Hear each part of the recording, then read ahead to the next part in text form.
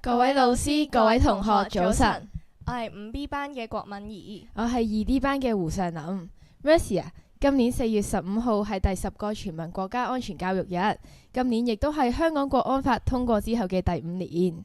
我知啊，你又知唔知全民國家安全教育日嘅徽號係咩啊？我知道係一個識發光嘅紫色盾牌，但係設計嘅意思又係咩呢？其實呢個盾牌同國家安全有密切嘅關係，不過你快啲話俾我聽啦。不如唔好由我講，我哋一齊去睇片啦。請同學留意短片內容，因為短片完結之後會有一個小測。呢個班際問答比賽，每個勝出嘅班別都會獲得豐富獎品。賽果我哋會喺日後公佈。而家先請班主任揀選一位代表，負責將答案填寫喺答題紙上面。仲等？而家即刻去片。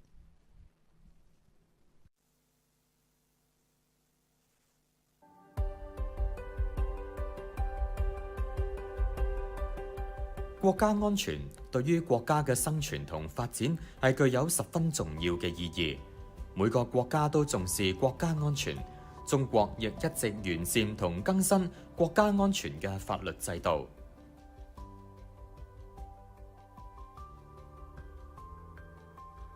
大體上嚟講，1978至2014年屬於重建中國特色社會主義法律制度，當中修訂咗一系列法律，包括傳統維護國家安全法律。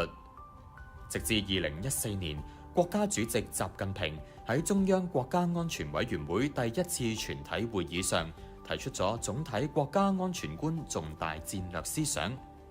2015年7月1號，全國人大常委會通過《中華人民共和國國家安全法》，以法律形式確立咗總體國家安全觀嘅指導地位。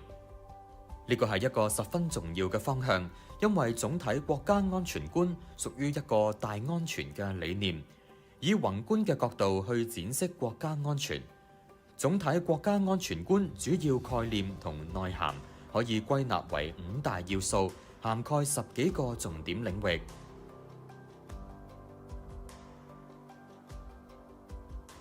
5大要素分別為：以人民安全為宗旨，以政治安全為根本，以經濟安全為基礎，以軍事、科技、文化、社會安全為保障，以及以促進國際安全為依託。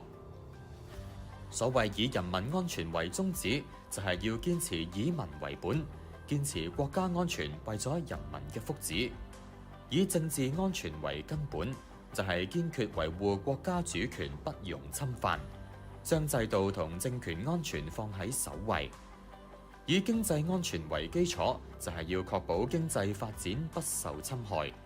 至於以軍事、科技、文化、社會安全為保障，就指要有措施穩固基礎，並提升應對同化解各項安全風險同挑戰嘅能力。最後一項以促進國際安全為依託，指嘅就係喺注重維護本土國家安全利益嘅同時，亦注重維護共同安全。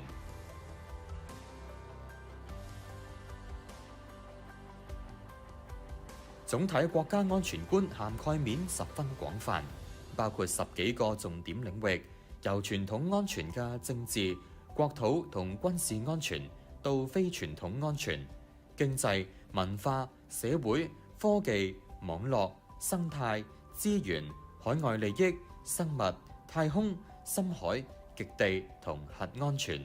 每年4月15號係國家嘅全民國家安全教育日，用意就係提升全社會嘅國家安全意識，同學們要多加留意。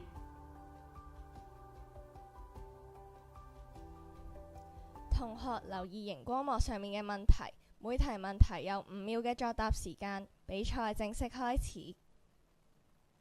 第一題：國家安全嘅5大要素中，以邊個安全為宗旨 ？A. 人民 B. 政治 C. 經濟 D. 社會。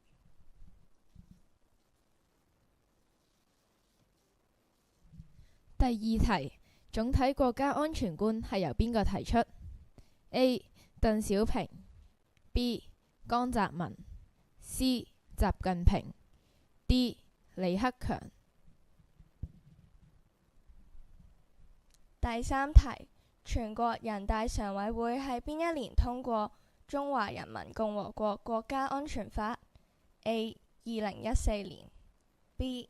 2015年 C. 2016年 D. 2020年。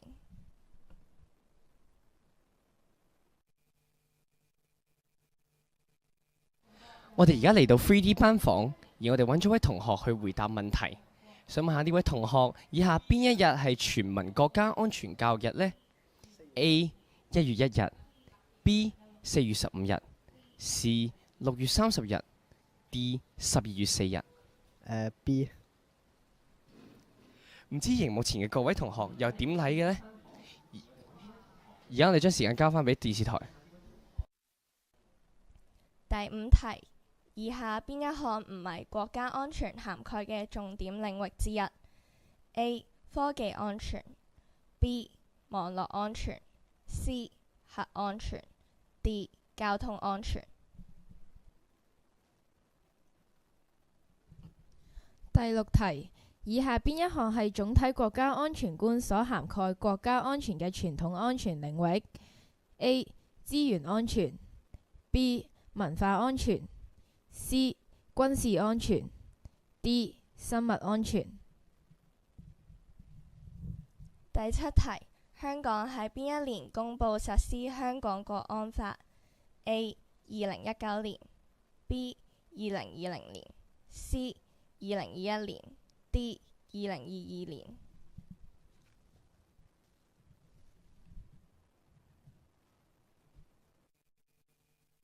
我哋而家嚟到 Five Boy 班房，就等我哋睇下同學答唔答到以下嘅問題啦。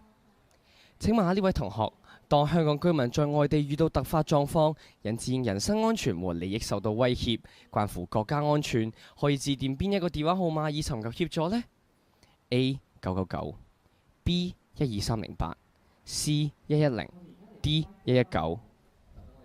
C。唔知各位同學又認唔認同呢個答案呢？而家我哋將時間交翻俾電視台嘅同學。第9題，以下哪一項屬於香港特別行政區維護國家安全嘅職責 ？A. 開展國家安全教育 B. 依法禁止危害國家安全嘅行為同活動 C.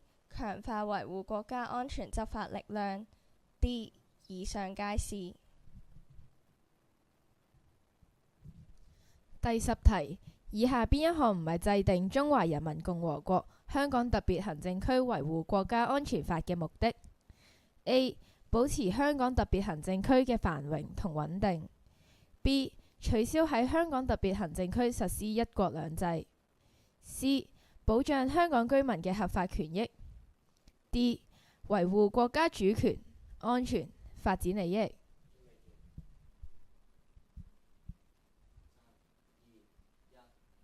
而家我哋會有憲法同基本法學生校園大使去各班收取試卷。為緊貼時代嘅發展同埋變遷，喺2023年國家安全重點領域已經拓展至20個，以便全方位覆蓋唔同層面，保障國家核心利益同人民安全。活動仲未完㗎，4月15號學校會有一連串嘅活動。例如 lunchtime 喺 TSK Square 有攤位遊戲、影片播放，圖書館會有書展等等，大家記得密切留意。差啲唔記得咗添，嚟緊4月13號星期日，我哋會走出校園，下晝1點至5點去到堅尼地城卑路乍灣海濱長廊籌備攤位活動，大家記住嚟啊！以下時間請班主任派發小食部問卷調查。同學可以利用呢段時間填寫問卷，之後請各班嘅班長收齊之後放喺 Mr. Sam 佢嘅寶櫃裏面。多謝大家收睇，拜拜。